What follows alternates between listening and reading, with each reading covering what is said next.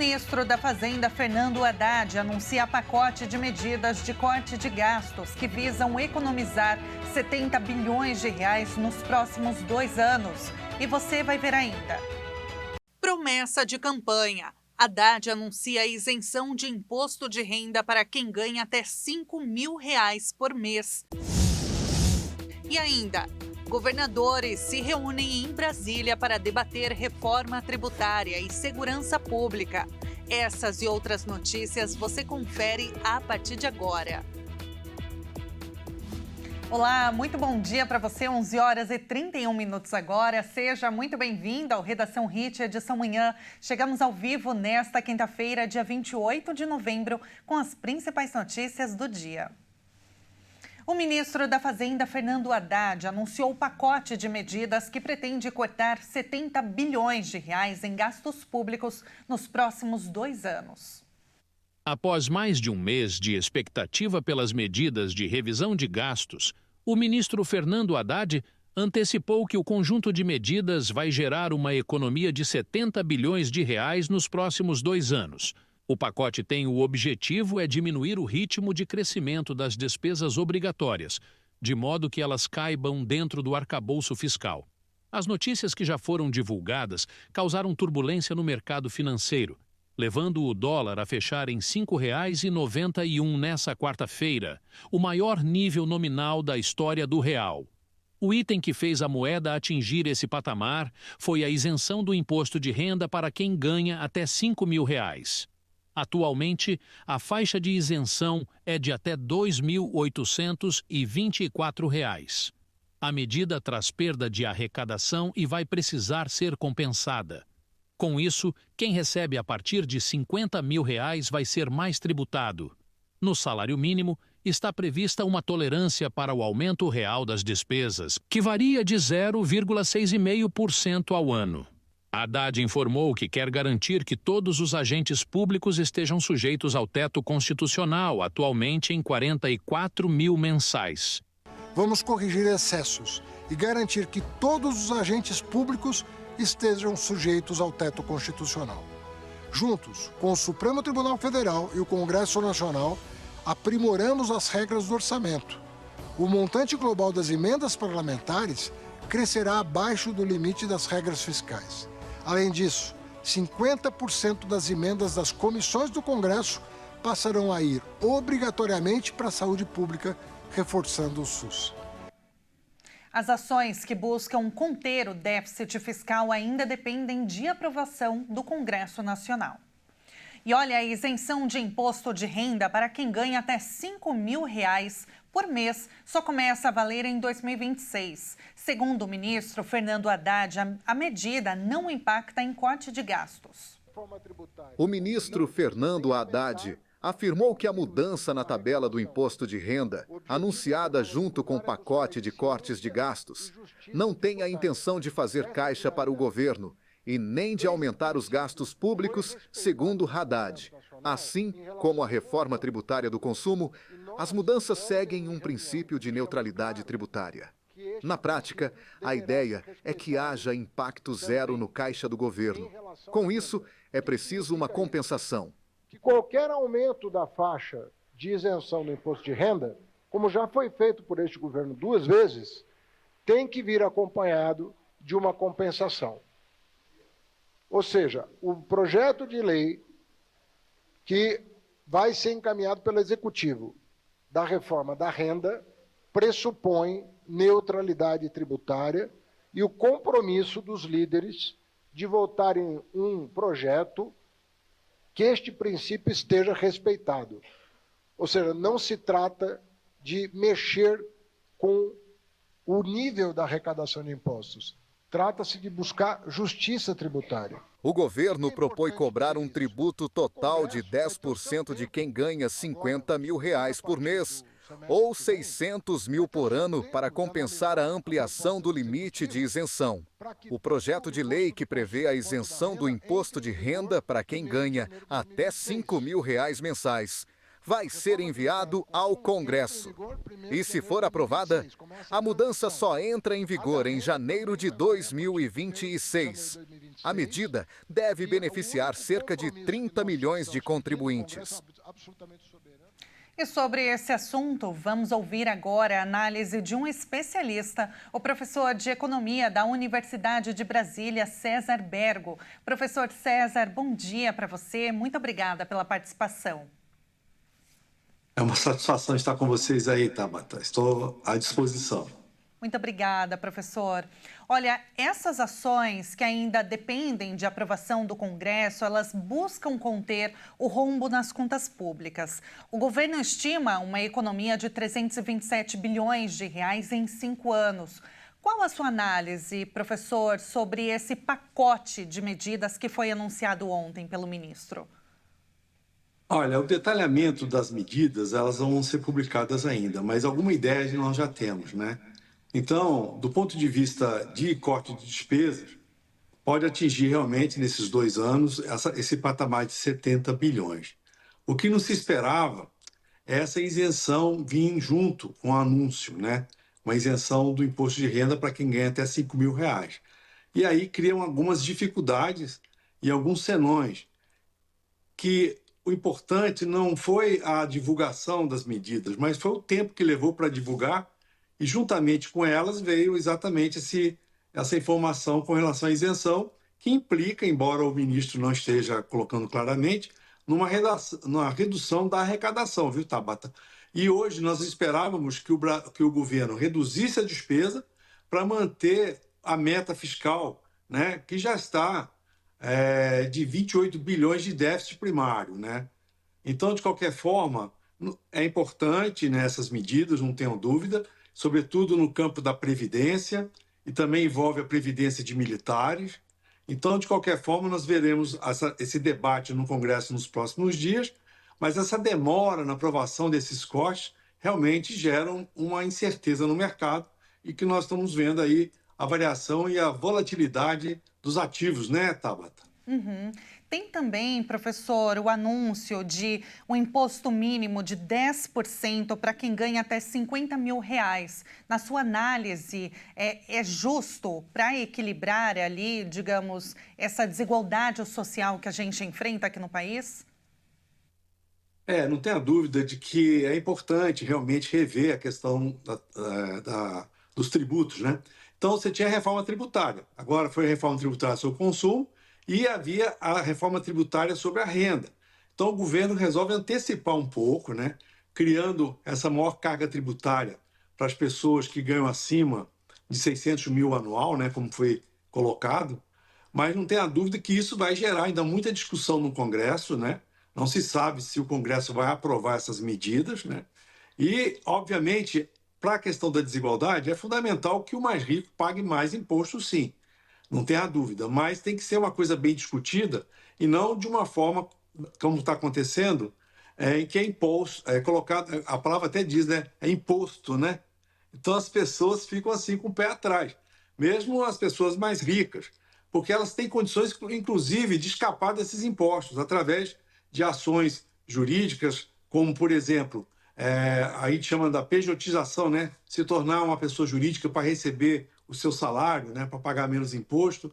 Então, de qualquer forma, é importante, sim, que os mais ricos paguem, né? Mas tem que ser uma questão bastante discutida, viu, Tabata? Pois é, professor. E aí teve também, né, o anúncio de isenção do imposto de renda para quem ganha até R$5 mil por mês. Essa isenção, na sua análise, ela é bem-vinda, aliás, do ponto de vista social e econômico? Eu te perguntei com relação a quem ganha R$50 mil. E agora a gente está falando da classe baixa e média, que é quem vai ser mais impactada, né, por essa medida de isenção. Qual a sua análise, professor? Olha, a ampliação da isenção do imposto de renda pode ter um impacto significativo, né, nos orçamentos das famílias. Além de proporcionar um aumento na renda disponível, pode também proporcionar um alívio financeiro, né, permitindo que os recursos sejam utilizados para fazer frente às despesas essenciais, como alimentação, saúde, educação. Não resta dúvida que se trata de um estímulo ao consumo também. pois esse dinheiro vai para o mercado, né? Vai estar disponível, então as famílias vão gastar mais, né? E de qualquer forma, o país e a atividade econômica melhora num todo, né? Certeza, professor. Agora, por outro lado, o mercado não reagiu bem a esse anúncio e a cotação do dólar bateu um recorde ontem. Hoje a moeda abriu o dia em alta, chegou a bater R$ 5,99. Por que essa resistência ao anúncio da isenção de imposto para a classe baixa e média, professor? Olha, a resistência não é com relação à redução de imposto, pelo contrário, né? Se a gente for fazer uma pesquisa, a carga tributária no Brasil é muito elevada. Mas a resistência é com relação à divulgação da medida. O mercado aguardava uma divulgação de corte de gastos. E aí veio junto um aumento de despesa, ou aumento ou queda da arrecadação. Nós vimos nos últimos meses a arrecadação batendo recordes, né? Isso é muito importante para o equilíbrio fiscal e para que as contas públicas cheguem ao equilíbrio. Então, quando veio esse anúncio com relação a reduzir as receitas do governo, o mercado não recebeu bem. Então, fica essa questão, não que o mercado é contra que haja uma redução dos impostos, pelo contrário, até seria muito salutar para o mercado, que as pessoas iam consumir mais, as empresas iam vender mais, a atividade econômica ia crescer, mas é o problema crucial que nós estamos vivendo hoje, que é a questão fiscal. Ou seja, o governo se reúne praticamente um mês para decidir reduzir as despesas e, quando anuncia, vem junto a questão do fator político. Ou seja, o governo não quis anunciar apenas corte de despesa, mas quis, de fato, anunciar uma boa notícia com relação à redução. Não tenha dúvida, né, que a tabela do imposto de renda hoje diz o seguinte, que acima de R$ 5.000, as pessoas pagam um imposto de 27,5%. Então, só para ter uma ideia da dimensão disso, né, ou seja, 27,5% agora não vai pagar imposto quem ganha até R$ 5.000. Isso implica uma dispensa de receita da ordem de 40 bilhões. Então, por isso que o mercado respondeu da forma que vem respondendo, sobretudo a questão do dólar, porque aumenta a volatilidade, a incerteza com relação às contas públicas, o que era anunciado que seria dito, né? Mas, olha, Tabata, com relação à redução do imposto, é muito bom, porque, como você bem lembrou, vai reduzir a desigualdade, vai permitir às pessoas de classe média também ser beneficiadas, né? Isso melhora todo o ambiente de negócio do país. Mas poderia ser duas notícias. Uma notícia dizendo da redução de despesa, o que o governo tinha prometido, né? Que, teoricamente, ele disse que vai chegar a 70 bilhões, né? Então, o mercado está fazendo as suas contas, mas não recebeu de bom grado esse anúncio de redução de arrecadação.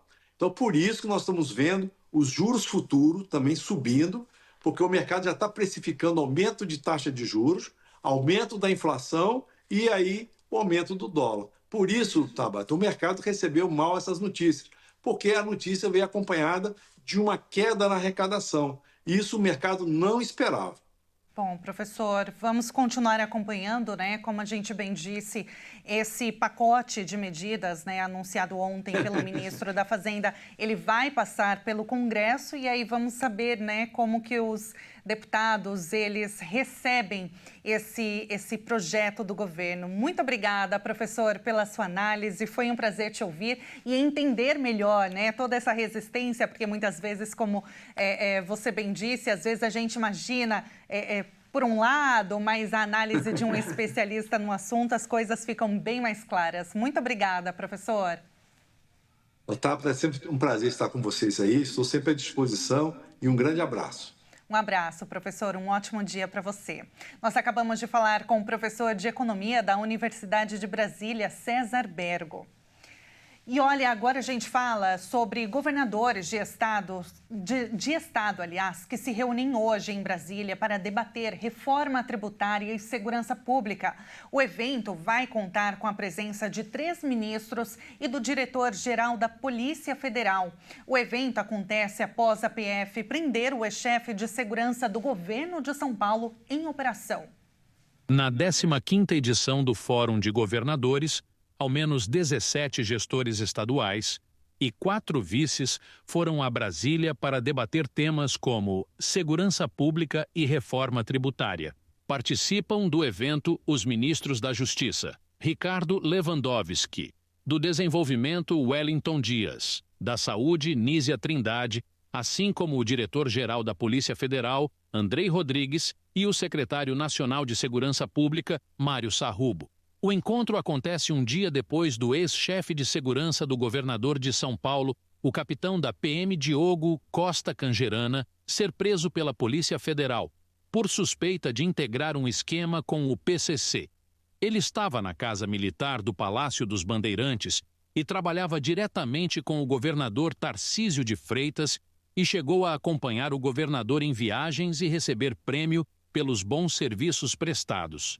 Além dele, a PF também prendeu um policial civil, Silas Salerno Elia Júnior, que trabalhava no Departamento Estadual de Investigações Criminais até dezembro de 2022, quando pediu afastamento não remunerado por 2 anos. Ambos foram presos na Operação Dólar Taipei. Silas foi citado na delação do empresário Antônio Vinícius Gritzbach, que foi morto no aeroporto de Guarulhos no dia 8 de novembro. O empresário havia denunciado o agente à Corregedoria da Polícia Civil 8 dias antes de ser executado.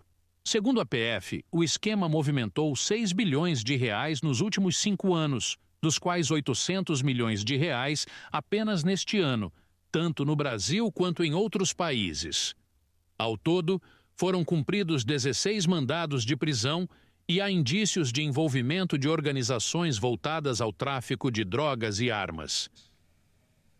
E veja a seguir, equipes de resgate buscam desaparecidos na região metropolitana de Salvador após fortes chuvas. E vamos abrir a câmera agora para ver como está o tempo por lá neste momento, nesta quinta-feira. Céu com algumas nuvens, o que ajuda muito no trabalho das equipes de bombeiros.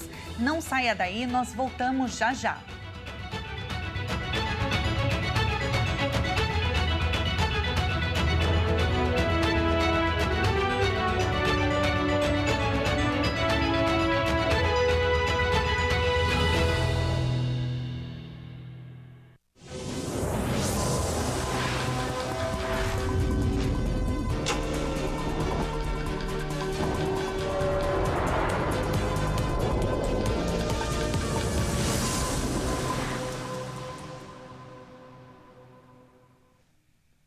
E nós estamos de volta com as principais notícias. Agora faltam 10 minutos para o meio-dia. Nos últimos 10 anos, pelo menos 17 pessoas morreram após deslizamentos de terra provocados por fortes chuvas em Salvador, na Bahia. Equipes de resgate buscam agora 2 pessoas desaparecidas na região metropolitana da capital. Uma jovem de 12 anos caiu em uma passagem de água durante um incidente. Um rapaz de 18 anos está desaparecido devido a um deslizamento em sua comunidade. Um homem de 23 anos morreu soterrado quando estava deitado na cama e foi encontrado sem vida pelo Corpo de Bombeiros na manhã de ontem. Moradores em áreas de risco foram orientados a deixar suas casas até que a situação se normalize. Em todo este mês, o acumulado supera a marca de 320 milímetros e é o novembro mais chuvoso em Salvador desde 1961, segundo o Instituto Nacional de Meteorologia, o INMET. E a Galeria Pagé, no centro de São Paulo, foi esvaziada nesta manhã por causa de um incêndio. O famoso prédio de comércio popular na região da Rua 25 de Março, no centro de São Paulo, pegou fogo. Pelo menos 5 viaturas dos bombeiros foram deslocadas para atender a ocorrência na Galeria Pagé por volta das 9 horas da manhã. Há cerca de um mês, outra galeria comercial no centro paulista foi consumida pelas chamas. No shopping 25 no Brás, um incêndio de grandes proporções destruiu 200 lojas e levou 3 dias para ser completamente extinto pelos bombeiros. E a Comissão de Constituição e Justiça e de Cidadania, da Câmara, aprovou a medida que pode acabar com o aborto legal no Brasil. Por 35 votos a favor a 15 contra, a proposta de emenda à Constituição, na prática, proíbe o procedimento mesmo em situações já autorizadas em lei, como nos casos de risco da morte da gestante, de gravidez por estupro e de anencefalia fetal, que é a má formação do cérebro do feto, ou ainda por decisão do Supremo Tribunal Federal. O texto ainda terá de passar pelos plenários da Câmara e do Senado. E agora a gente muda de assunto porque amanhã é dia de Black Friday no Brasil. Mas olha, é bom tomar cuidado. Algumas recomendações divulgadas pela Federação Brasileira dos Bancos alertou que é preciso redobrar a atenção com os golpes. Com a Black Friday chegando, cresce a preocupação de instituições financeiras com relação a golpistas que se aproveitam da data para enganar consumidores. E pensando nesse problema, a Federação Brasileira de Bancos, a FEBRABAN, divulgou uma série de recomendações visando a proteção dos que pretendem gastar nesta sexta-feira. A instituição ressaltou a importância de verificar a veracidade das lojas ou sites antes de realizar uma compra, checando avaliações, reclamações e comentários de clientes anteriores. É importante também desconfiar de preços muito abaixo do normal, pois essa é uma das estratégias mais utilizadas por criminosos para atrair vítimas nestas condições. Optar pelo uso do cartão virtual em compras online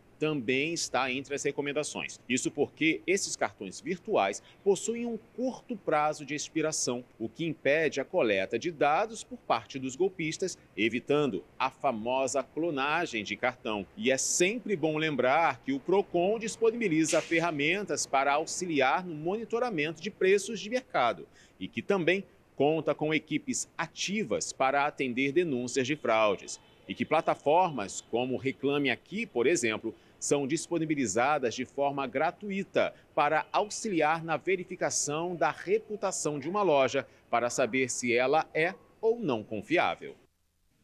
É preciso ficar bem atento mesmo. E agora nós vamos conhecer um pouquinho da capital da Eslováquia, chamada Bratislava. A romântica e histórica Bratislava é a capital e a maior cidade da Eslováquia, com 420 mil habitantes. Os castelos são a grande atração, com mais de 300 espalhados por todo o país. Devido sua história, a cidade tem uma culinária bem peculiar por ter sido fundada por diferentes países da Europa Central. As refeições que têm inspiração da culinária húngara geralmente são aquelas comidas mais apimentadas, como sopas com carne de porco. Linda, né? E é claro que nós vamos agora com uma câmera ao vivo da cidade para entender um pouquinho como que estão as coisas por lá e ver a vista bem de pertinho. Saindo do Brasil, vamos para a Europa, na Eslováquia. A imagem que você vai ver agora é do centro da cidade de Bratislava, capital da Eslováquia. Olha só que bonita, né? E o desenvolvimento da cidade inclui uma mistura de espaços comerciais, residenciais e recreativos. Também tem melhorias na infraestrutura, redes de transporte e áreas verdes. À medida que a cidade se expande, a nova área central promete atrair moradores e muitos turistas por lá. Realmente é muito bonita e é assim que a gente encerra a edição de hoje. Muito obrigada pela sua companhia, uma excelente quinta-feira para você e até a próxima.